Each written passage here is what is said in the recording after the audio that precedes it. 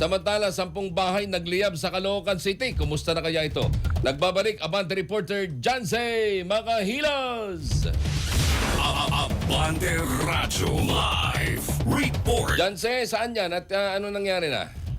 So ito na nga Kuya Ronnie, no? Nagising nga sa mahimbing na pagkakatulog ang mga nakatira sa Barangay 32, Maypaho, Caloocan City. Ito ay matapos na sumiklab ang napakalaking sunog sa lugar na kung alas 12:52 ng madaling araw na itinaas sa unang alarma. Ang mga residente na lumikas ay nagtungo sa kalsada, bitbit ang kanilang mga alagang hayop at mga gamit. Ayon sa Caloocan BFP, gawa sa light materials ang mga bahay kung kaya't mabilis na kumalat ang apoy. Nakadagdag pahirap din sa mga bumbero ang makipot na iskinita. Maswerte naman na walang napaulat na nasaktan sa nangyaring sunog na idineklara nga fire out na kung 1:36 ng madaling araw.